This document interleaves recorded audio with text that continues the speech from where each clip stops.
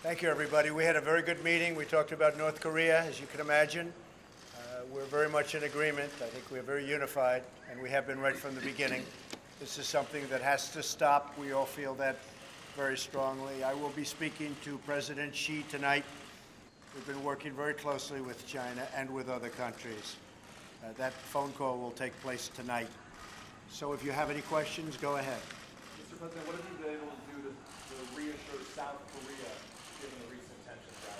Well, I think as far as reassurance, they probably feel as reassured as they can feel. Certainly they feel more reassured with me than they do with other presidents from the past, because nobody's really done the job that they're supposed to be doing.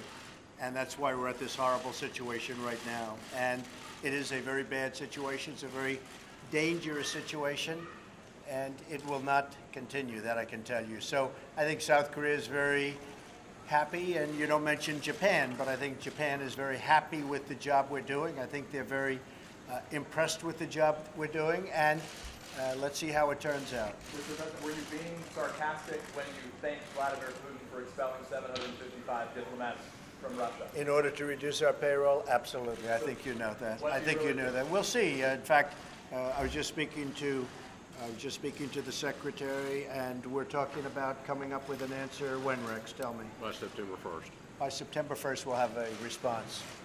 But we have reduced payroll very substantially. Yes. Mr. President, a lot of Americans are on edge with this rhetoric going back and forth between the United States and North Korea. What can you tell them? What do you think tell them? You know what I can say? Hopefully it'll all work out. Okay? Nobody loves a peaceful solution better than President Trump, that I can tell you. Hopefully it'll all work out. But this has been going on for many years. Would have been a lot easier to solve this years ago before they were in the position that they're in. But we will see what happens. We think that lots of good things could happen, and we could also have a bad solution. But we think lots of good things can happen. What would be a bad solution, sir? I think you know the answer to that. But tell us more, Mr. President, please. When you say bad solutions, are you talking about war? Is the U.S. going to go to war? I think you know the answer to that. Is Iran abiding by the nuclear agreement in your view? Well, we have some pretty strong opinions, but I would say that they are certainly not abiding by the spirit of the agreement, and I'd go for really a further step. But I would say that the spirit of the agreement Iran is not abiding by, absolutely. Staying in that region, do you have the right generals in place right now for the fight in Afghanistan? Well, we're going to make a determination, Peter, in a very short period of time as to Afghanistan. I've been looking at it. It's our longest war in history, 17 years. That's unacceptable. We will be making decisions, as you know very well. We're looking at that very closely. We talked about it a little bit today. We talked about Venezuela today also, by the way. Venezuela is a mess. It's a very dangerous mess and a very sad situation. But we talked about Venezuela also. We're a couple weeks into General John Kelly's time as your chief of staff. What have you done differently? What has he done to change the way you act, perhaps in the way that your White House acts? Well, I think General Kelly has done a fantastic job. He's a respected person, respected by everybody. Things have come together very nicely. And I have to say, I think probably, and I've gone through this a lot, but I think very, very few presidents have done what we've done in a 6-month period.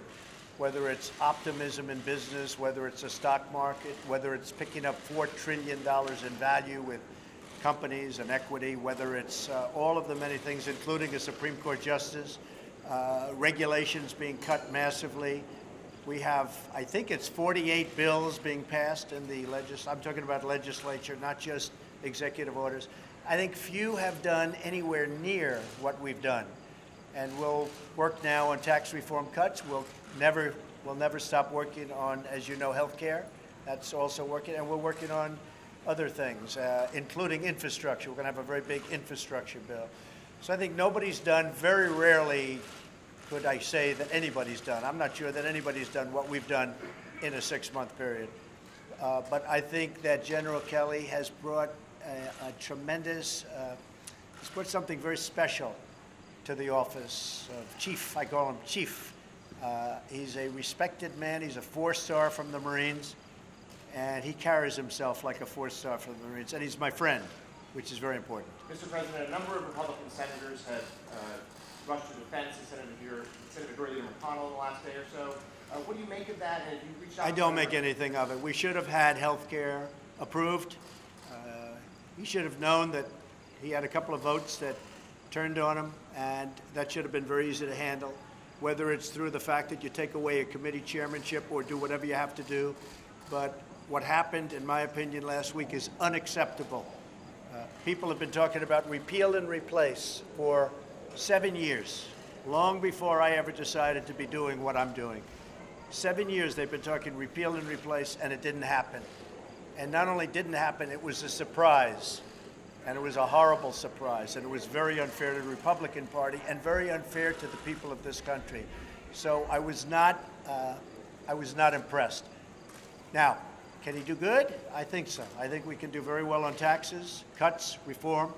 I think we're going to do well on infrastructure. And things will happen with respect to health care. And I think things will happen maybe outside of necessarily needing Congress, because there are things that I can do as president that will have a huge impact on health care. So you watch.